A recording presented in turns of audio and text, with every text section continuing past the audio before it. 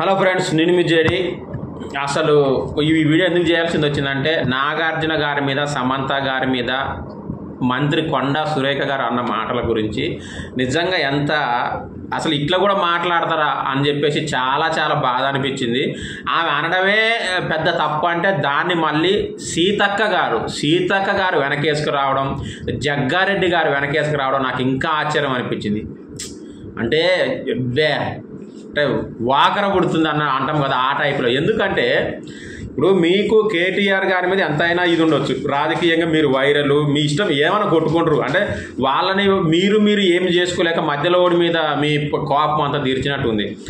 సమంత గారిని, నాగార్జున గారిని లాగడం ఎందుకు?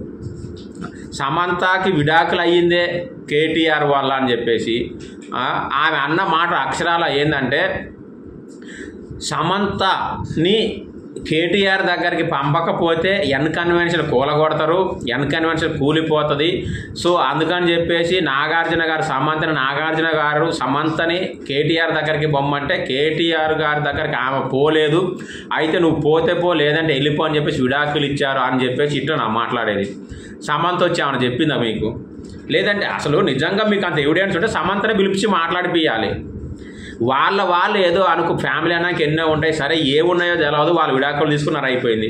కేటీఆర్ గారి గురించి ఇవన్నీ బయటికి తీసి కేటీఆర్ గారిని అనేటప్పుడు మధ్యలో వాళ్ళని ఎందుకు లాగడం అనేది చాలామంది అంటూ ఉన్నారు. అంటే చాలా బాధాకరం, అంతా ఇదిగా మాట్లాడడం అనేది, దాన్ని వెనకేసుకురావడం అనేది ఇంకా దారుణం. అమ్మ జీవితం మరి వరస్ట్. ఇలాంటి వాళ్ళు కూడా ఉంటున్నారు మన రాష్ట్రంలో అనిపిస్తూ ఉంది. నాకు తెలిసి మీరు కూడా చాలా వినే ఉంటారు. ఆమె మాట్లాడింది ఎంతవరకు కరెక్టు? ఆమె వెనకేసుకొస్తున్న వాళ్ళు ఉన్నారు చాలామంది. వెనకేసుకొస్తున్న వాళ్ళు మాట్లాడారు వాళ్ళ ప్రెస్ మీట్లలో. మీరు ఇంతకుముందు ఎఫ్ వర్డ్లు మాట్లాడారు, లా వర్డ్లు మాట్లాడారు. ఎవరు మాట్లాడారు? మాట్లాడింది వాళ్ళు. ఎవరు? బీఆర్ఎస్ వాళ్ళు మాట్లాడారేమో. సరే బీఆర్ఎస్ వాళ్ళు అనుకోండి, మీరు అనుకోండి. అంటే మీరు వాళ్ళని ఏం చేయలేరు.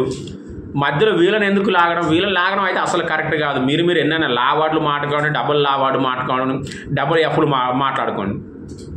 కానీ సినిమా వాళ్ళని లాగి అంత నీచంగా మాట్లాడటం అనేది అది చాలా దారుణం. అంటే చాలామందిని ఎమోషనల్గా గురి చేస్తుంది, చాలామంది బాధపడుతున్నారు. స్వయాన నాగార్జున గారు ట్వీట్ చేశారు ఆ విషయంలో, మీరు మాట్లాడింది అబద్ధం, అసంభవం అని చెప్పేసి, అది మీ వ్యాఖ్యలను వెనక్కి తీసుకోవాలి, మమ్మల్ని అందరినీ బాధ పెడుతుంది మీ మాటలు అని చెప్పేసి. నాకైతే అది అసలు నచ్చలేదు. చాలా అంటే ఆ మాటల గురించి మాట్లాడడానికి కూడా సిగ్గేస్తుంది నాకు. అలాంటిది ఇక మంత్రి గారే మాట్లాడడం అనేది అయితే ఒకటే అంట, పార్టీ వాళ్ళు చూసుకోండి, మధ్య వాళ్ళు లాక్కండి.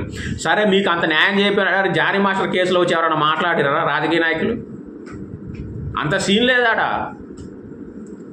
సరే ఇప్పుడు అదేదో ఉందనుకోండి, ఎవరన్నా డైరెక్ట్ వాళ్ళనే తెచ్చి మాట్లాడించడం మీకు అంత ఇది ఉంటే అప్పుడు కదా జనాలు సరే ఏదో అనుకుంటారు. కానీ మధ్యలో వాళ్ళ విడిపోయి ఈయనకు పెళ్ళి ఓకే అయింది, ఆమె ఏదో ఆమె పని చేసుకుంటున్నట్టు ఉంది. ఇలాంటి టైంలో వచ్చేసి వీళ్ళని మధ్యలో లాగి విమర్శించడం అనేది మరీ దారుణం. నాకైతే అస్సలు నచ్చలేదు. ఫ్రెండ్స్, మీరేమనుకుంటున్నారో ఏది అనుకుంటే అది కామెంట్ చేయండి. ఇందులో అసలు నో లిమిట్స్.